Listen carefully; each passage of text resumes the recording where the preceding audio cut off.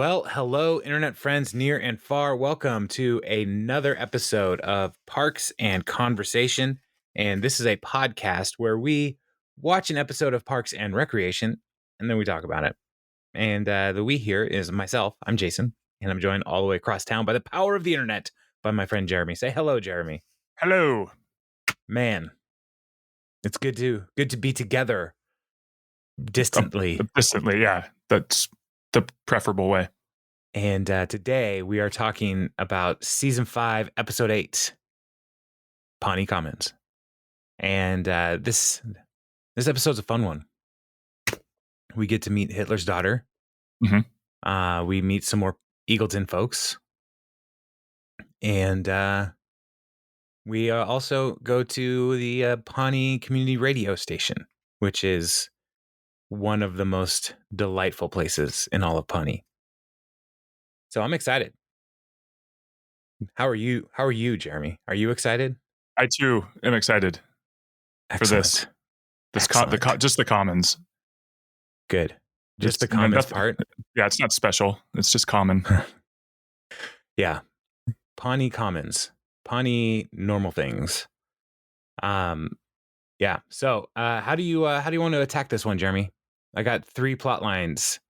And we got Leslie in the park, we got Andy and April, and we have Tom and Rent-A-Swag, or as my notes say, Toma and Rent-A-Swag. It does say Toma. I'm gonna fix that. Boom. Fixed. I know. Let's just start from the top. Leslie in the park. I'm for it. Hit the Leslie in the park plot line. Okay. Let's do it. Starts with. Mostly so we can do the cold open. Contain your aggression, Derry. All right. So I didn't mean to interrupt you. My bad. This is gonna go great. Yeah. I appreciate like a delay or something. All right. Last week we said we lied to our listener and said we are going to be as focused as possible. This week, yeah. Yep. We're just not even going for the not lie. Even trying. Let's tell the truth. Good podcasting. All right. We're both just sad because our teams are not doing well in the March Madness. More like March Sadness. Heyo. So, this episode starts with a cold open at the Pawnee Community Radio with Derry Merbles. And Derry Merbles is played by the same person who does the voice for Homer Simpson. And so, if you had never put those two together, listener, that's probably not the face of the person you thought would be Homer Simpson, but it is. And so it starts off with the typical NPR introduction of the ad for like, this is brought to you by, and the movie, the movie that is being promoted on NPR here is The Shadow of Seven Heads. Cool. I'm in. I'm like right there. Awesome. That sounds awesome. It's so great. The dramatic tale of an Israeli soldier who falls in love with conjoined Palestinian sextuplets. And I'm out.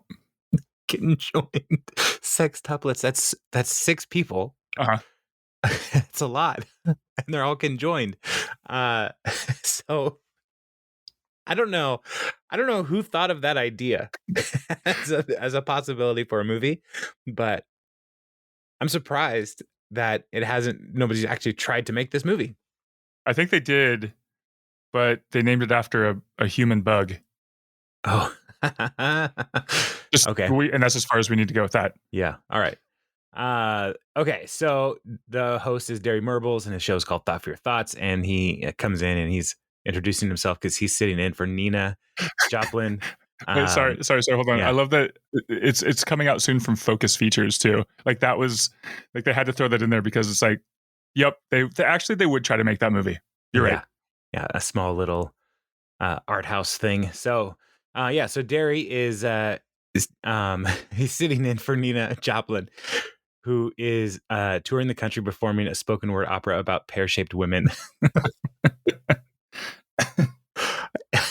And so he's like, so my guess is Leslie, nope. Councilwoman Leslie Knope, and Leslie's like, "It's great to be here," and then she returns the compliment, saying that your show last week about dolphin lactation was just riveting radio.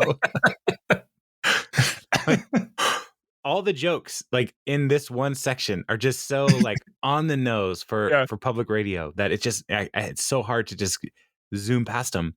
And Leslie says like, we are here because we need input for our design for our park.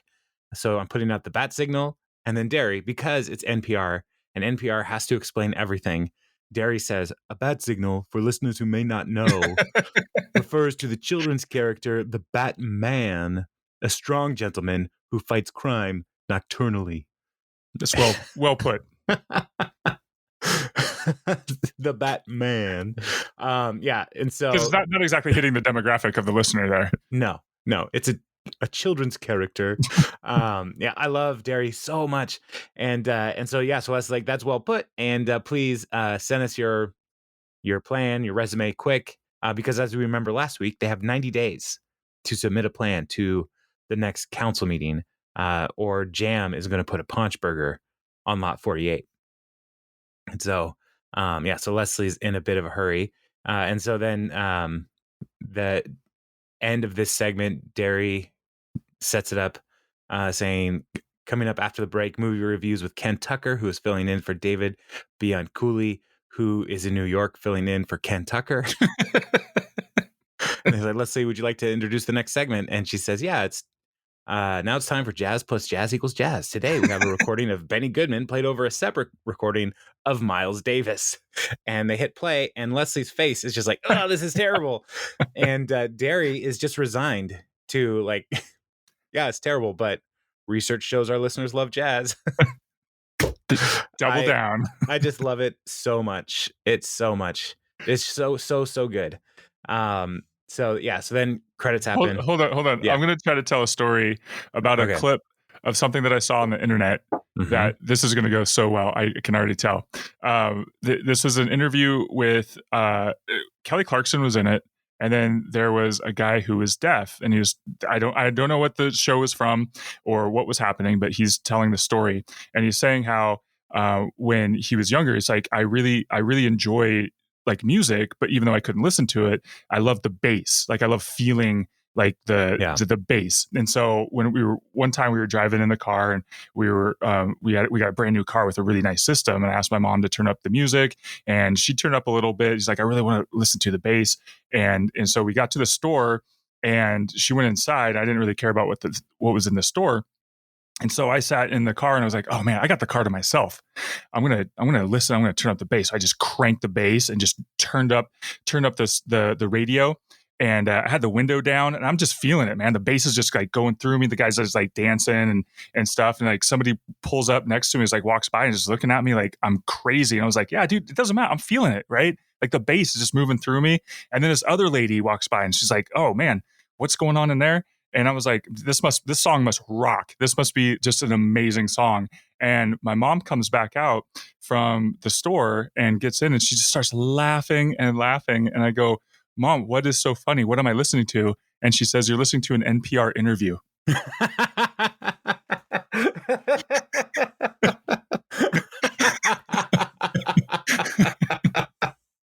Oh my word, that's amazing. Just dancing to it, just feeling the bass. Oh, wow. That is, thank you for that. You're welcome. Listener, hope you enjoyed this episode of Parks and Conversation.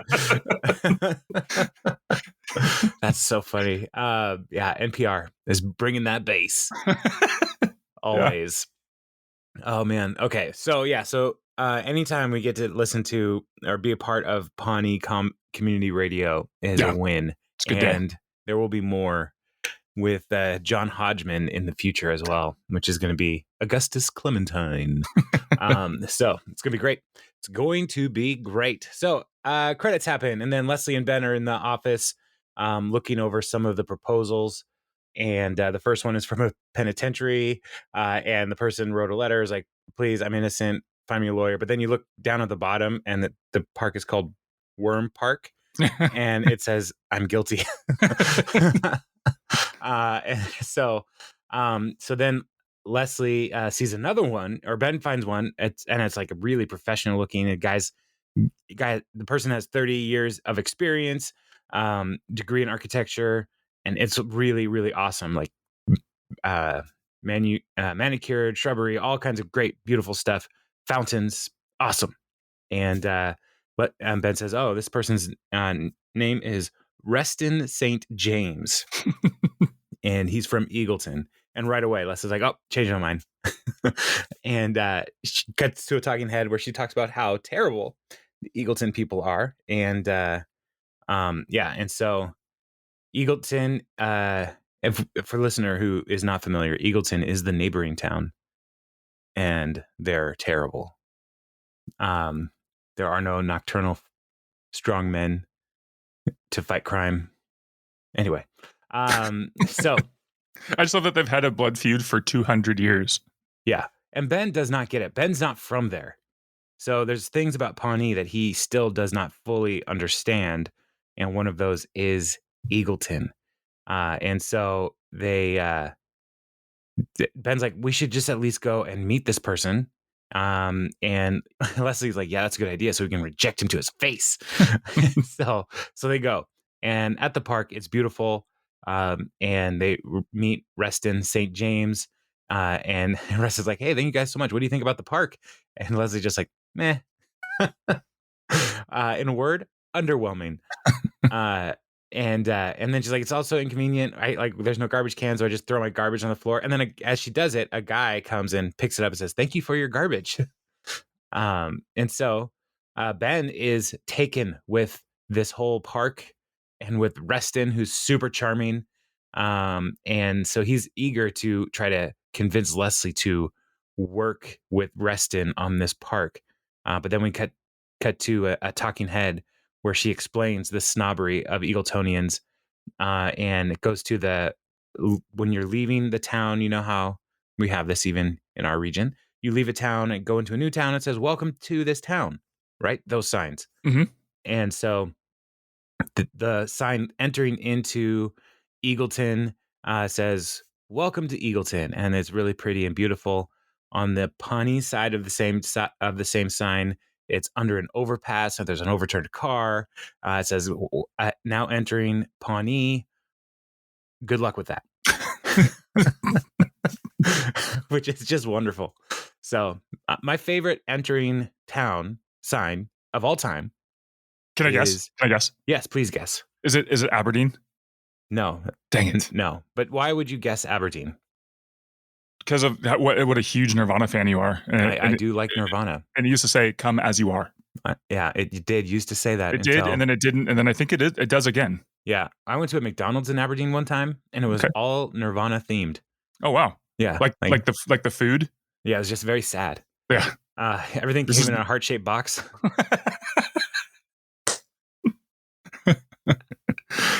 So wow. No, it just had a bunch of Nirvana pictures on the wall.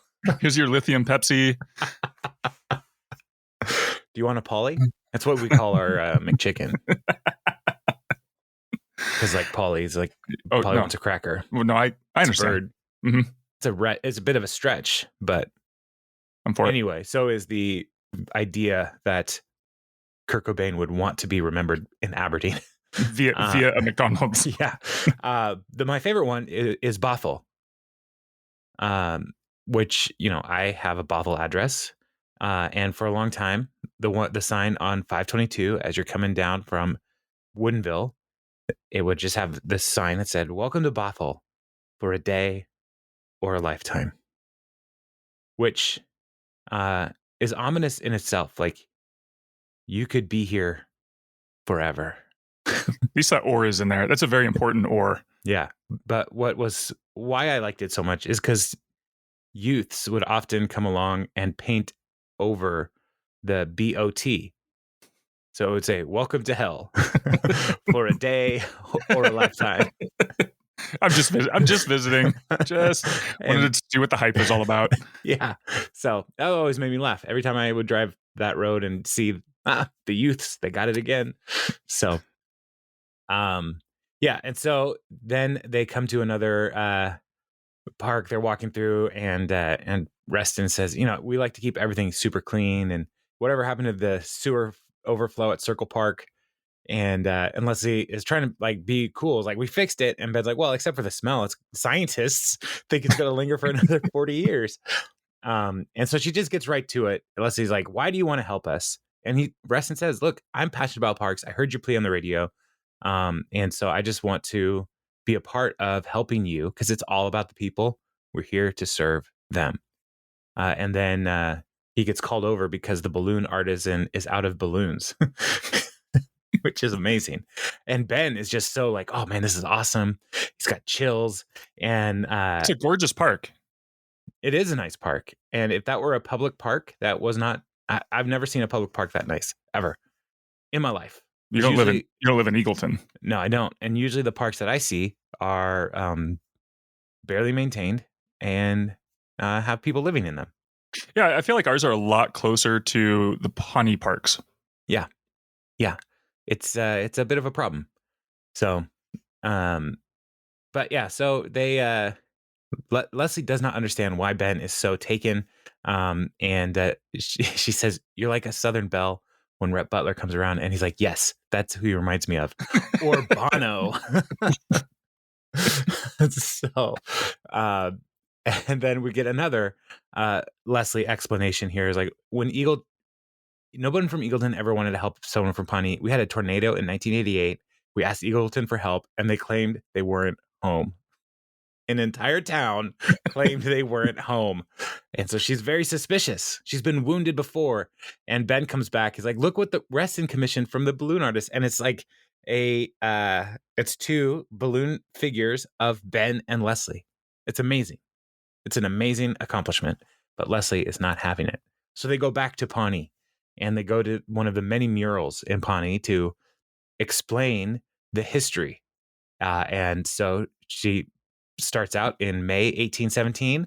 Scrappy group of frontiersmen and women arrived to found Pawnee, in Indiana. And Reston's like, we owe them a debt of gratitude.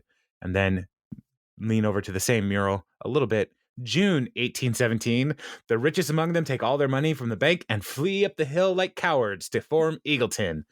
And so 1 month into this founding of the town, and they already split. And so Reston it says like, I have ancestors on both sides, and this rivalry is not worth it. And Ben then points out like, Leslie was actually born in Eagleton. She's like, don't blame me for the sins of my mother, which is great. And so Leslie's like, look,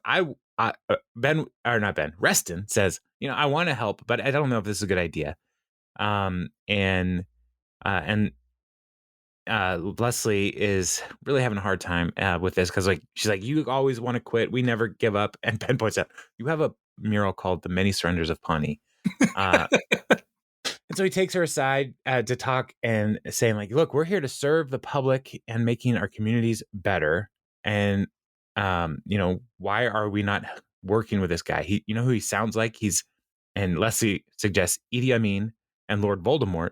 And Ben says, no, he sounds like you. And so you need to apologize to him. And so Leslie agrees to go apologize. And she almost dies is what I would say about this. And if you were just watching just this plot line, you might be confused because Andy runs in and says, hey, have you guys seen Hitler? And then runs away. We'll get back to that. So Leslie has a hard time saying, I'm sorry. Even cuts to her like going outside, like rehearsing it. It's like, he's a human being, you're a human being. You could just say, I'm sorry. And like she can't do it. And then finally she does say, I'm sorry. I would love for you to, like, I was rude. And it'd be great. And so Reston's like, okay, I'll waive my fee. I'll design the park pro bono, which is amazing. Which sounds like Bono. Yeah. Wow. Good point. And so this is great. And so he's already been working on this. And so he says, I have a model. I'll send it over and we can go through it. And then Ben invites Reston to their wedding, which is wonderful.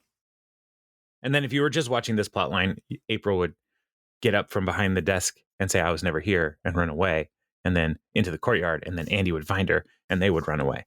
So what's that about? We'll explain it in a minute.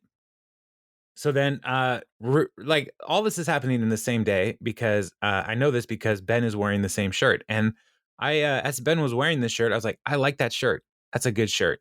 Anyway, um, so, so, people from Reston's office come over and they have a little model of the park.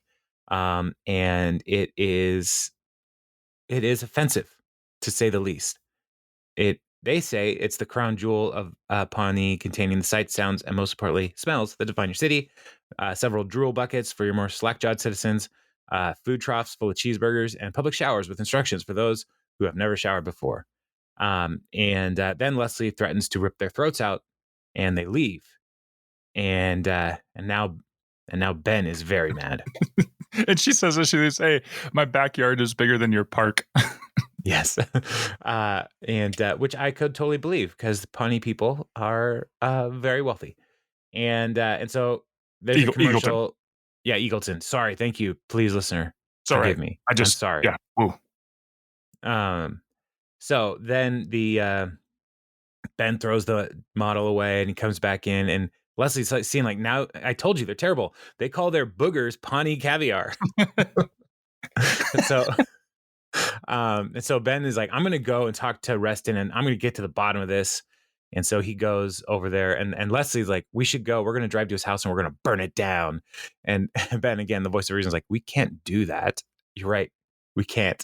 And like, she's with a knowing glance. Leslie's like, we can't. Wink.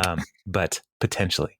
And so Ben is at a restaurant in a park. I don't understand what's happening at this place.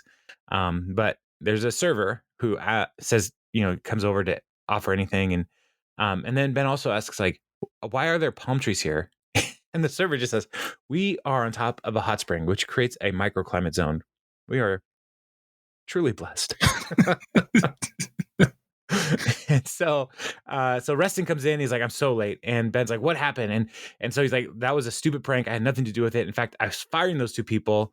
And so I was late because I was escorting them out of the building. And so Ben is won over by this. He's like, good. And Reston then says, there's people in my firm who wanted to promote them, but I was insisted they were fired. And so he says, I'd really love to do this. I'd want to do this, but I don't know about Leslie being able to get over this bad blood. And Leslie says, oh, she's a very forgiving person. At which point Leslie comes and covers Reston with shaving cream, and calls him a butt-faced pompous jerk. And then Ben says, Leslie, he didn't do it, and he fired the people who did. And so Leslie is really winning the day. So she says, "I'll give you you want a stupid tie? I'll give you a stupid tie." Yeah, it is a lot of shaving cream, and yeah, I feel bad for Reston in this moment. But with a name like Reston, I just can't feel bad for long.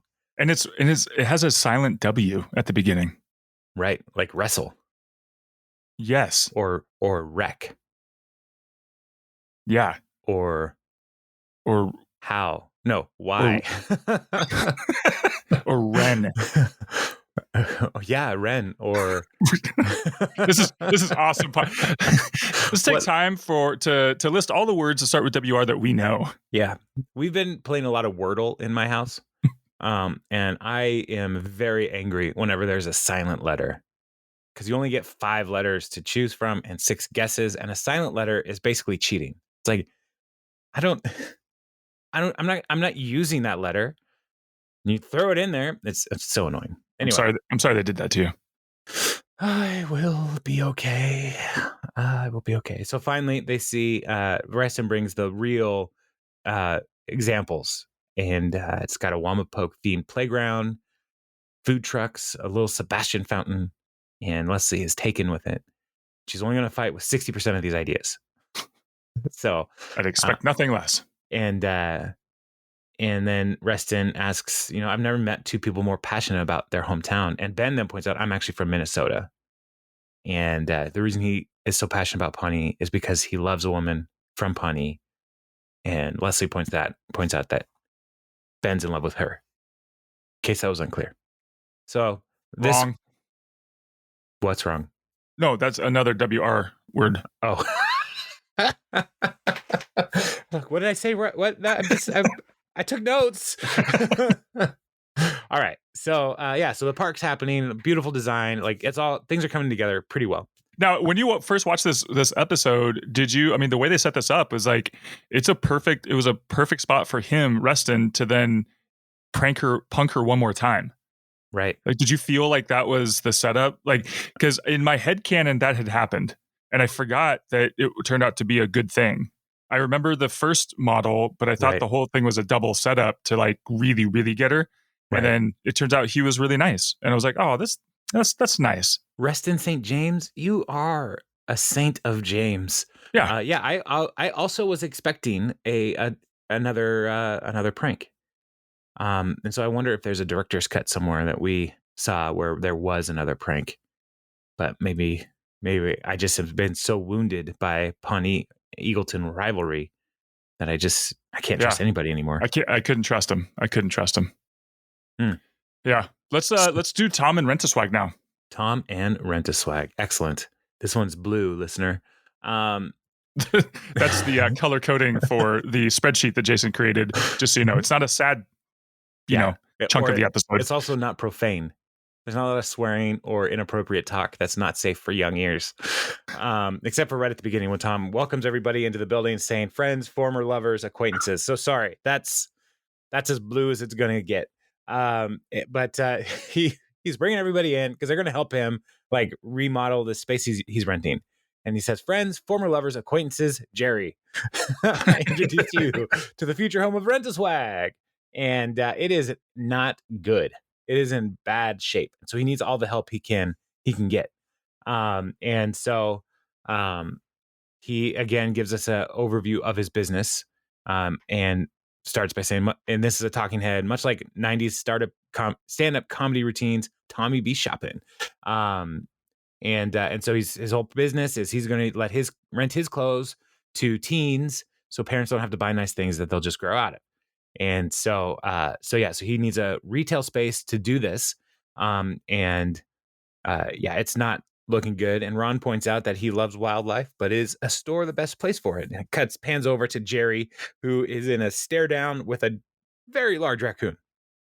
And Tom just says, like, this place needs work, but it's got lots of foot traffic, no meter parking, and it's in my fiscal range. And Donna is impressed with the use of the word fiscal. It's good.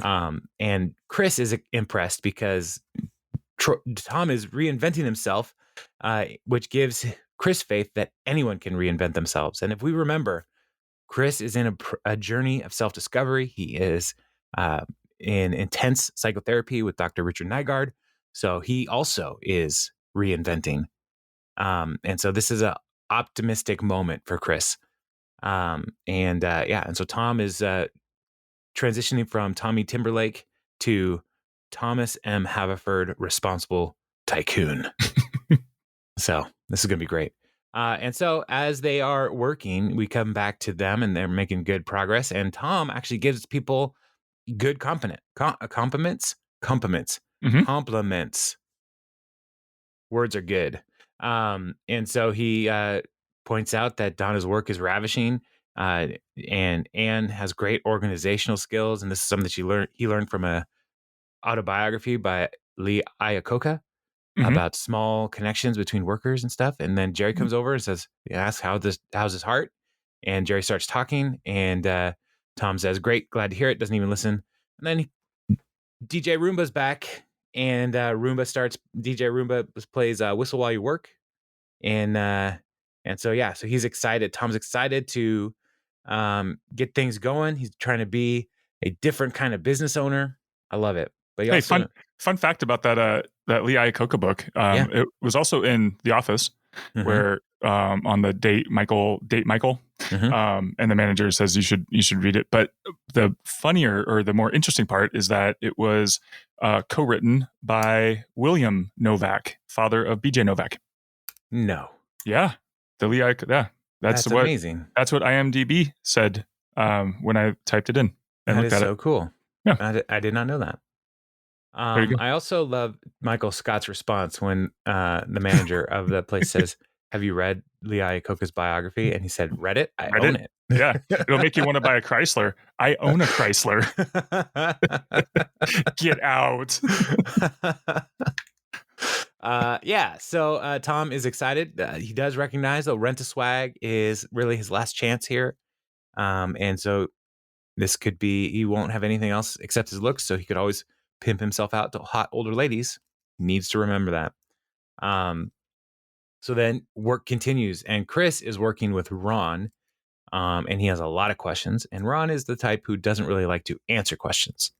And Chris is doing this because Dr. Richard Nygaard suggested trying some non-exercise based hobbies. So he's working on woodworking with Ron, and Ron is annoyed.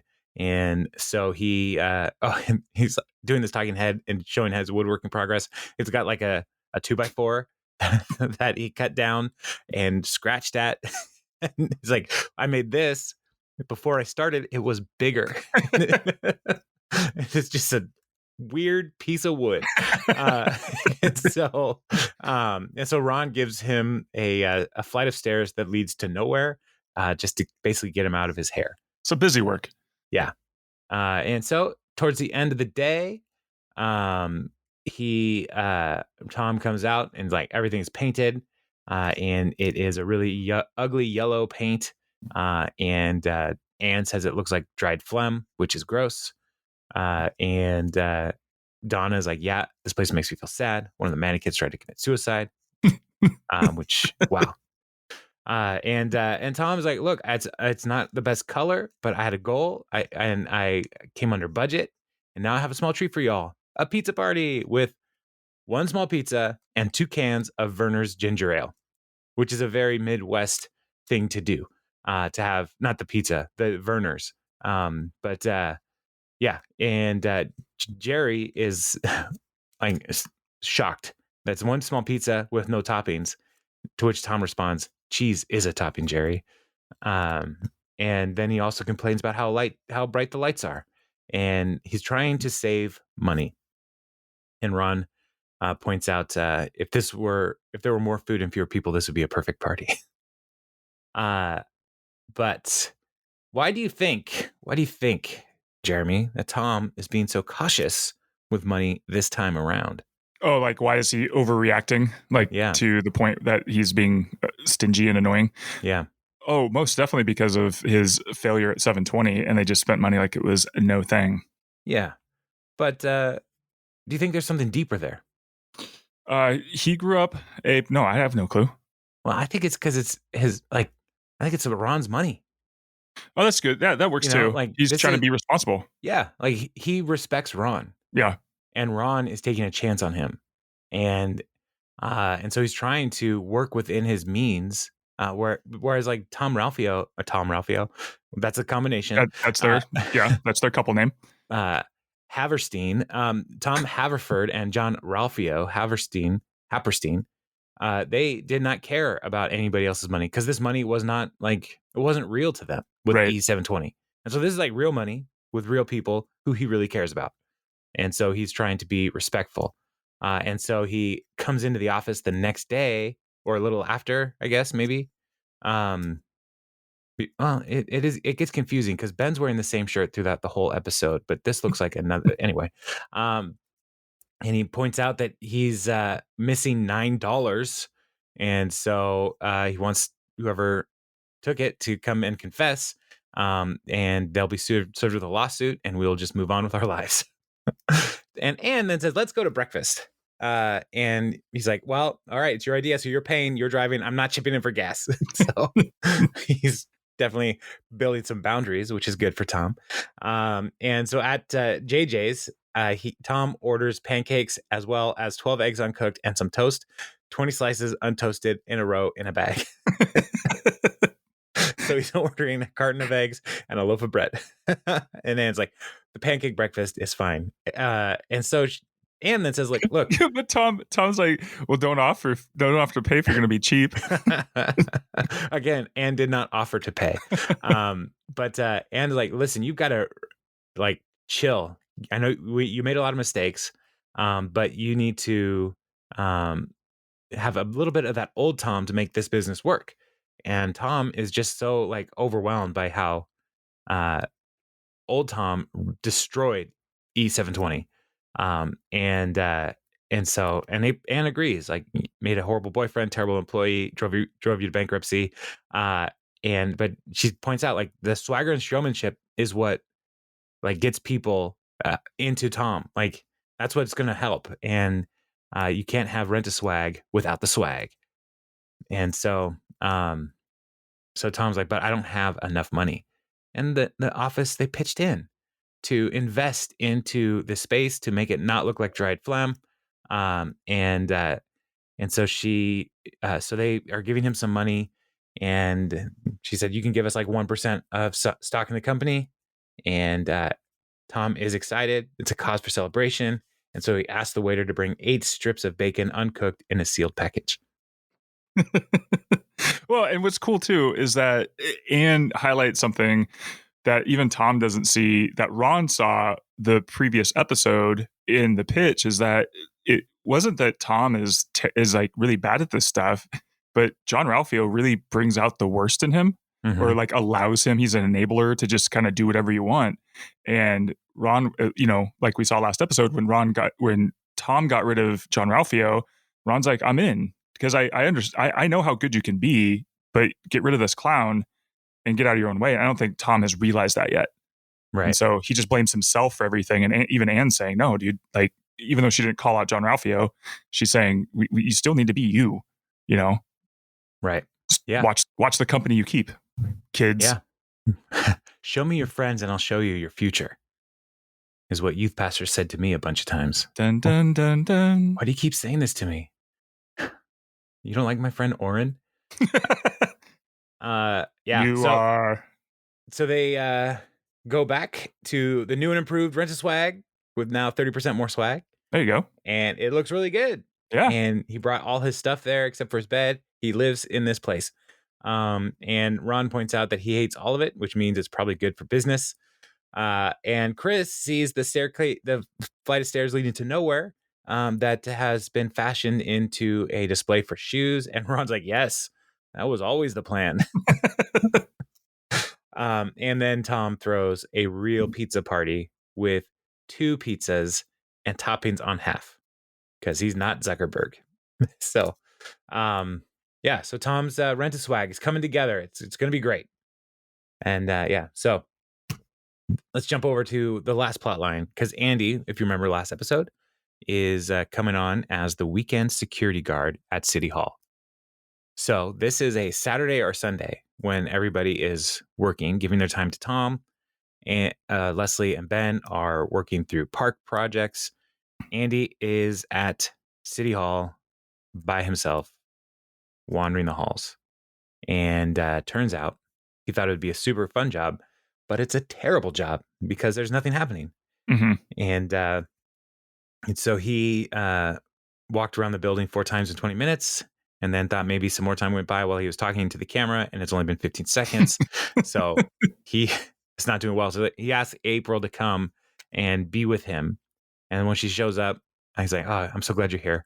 I started thinking about existence. And do I matter? Do any of us? Is there a master plan in the works, a grand design? Just dumb stuff like that.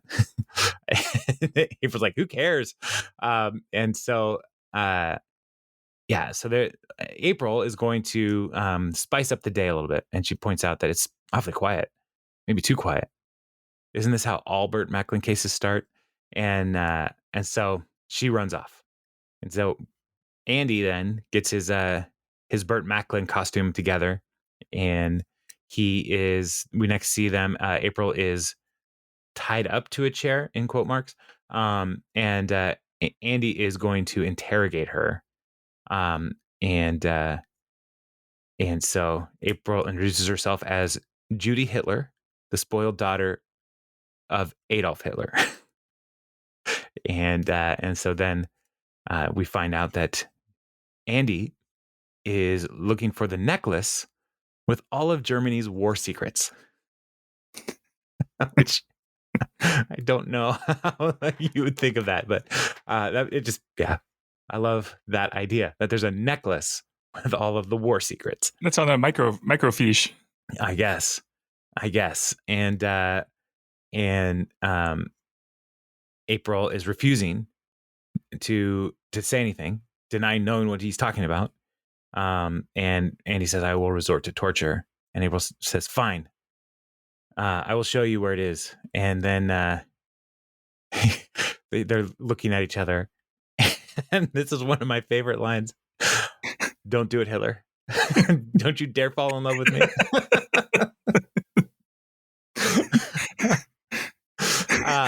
I wonder if Chris Pratt ever thought in his wildest acting dreams that he would ever say, don't you dare fall in love with me, Hitler. Don't you do it, Hitler. So, but then April escapes and runs away. And next we see them. Andy is in pursuit. Because she tried to choke him she got out of her restraints and tied the rope around his neck. Yes, of course. Why that's the only way to escape this kind of situation. So Andy is like, you can't run, Hitler. 82nd Airborne is everywhere. Looks to the camera. History Channel. And then he finds this kid there, and he yells out, freeze, and the kid is like, I didn't do anything. And April comes along and is like, yeah, bad call, Bert. And we find out that this kid is missing. His name is Joey, and he was with his mom and got lost. So my question is, why are Joey and their mom at City Hall on a Saturday? Right. And he's a terrible security guard. All the lights are out. Yeah. Like, whatever. Well, because he's off playing Secret Hitler. There's so many reasons. I was like, what is happening here that this family is here on a Saturday? But whatever. And so Andy's trying to make the kid feel better. He's like, don't worry about it. I've been lost here 500 times and I work here. Why don't we go find your mom? And opens a closet. It's like, well, she's probably not in there. So then they go up the elevator and April says, does this look familiar? I'm talking to Joey. And Andy's response is, no, not at all. Did you when he came out of the elevator, Andy looked really sweaty. Yes, he did. Like there must have been some other scenes in there somewhere where they were running around and I don't know. But I was like, I don't think it takes a lot of effort to ride the elevator. But he's giving Joey a piggyback ride, isn't he? Yes. And so like how long was Joey on Chris Pratt's back in this episode? This could be like the 20th take. But Joey's mom's up there and they reunite the kid with his mom, and Andy says, just doing my job. And Joey says, thanks for saving me, Andy. And thank you too, Miss Hitler. And mom's like, what? And don't worry about it. And April's like, man, you made those two happy. And Andy's like, no, Burt Macklin did. And then April is smart here. It's like, no, actually, Burt Macklin made that kid cry.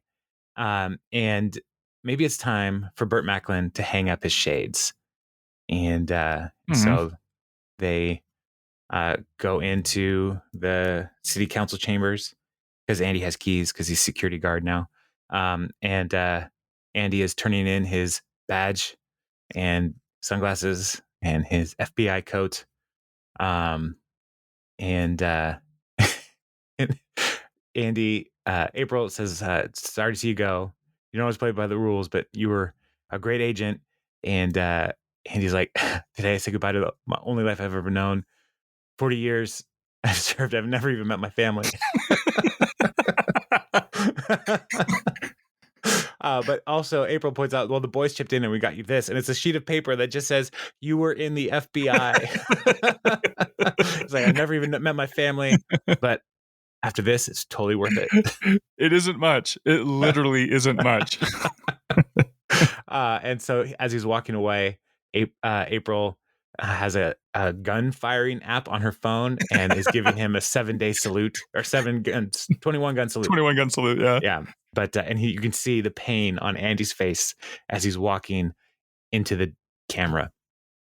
So yeah, and that's the end of Burt Macklin for now. Right. That's why I wanted to end here, because will he come back? And for continuity's sake, before they found the kid, that's when they were, after Judy Hitler escaped, that's when they were playing Hitler and popped up when they were talking to the guy from Eagleton.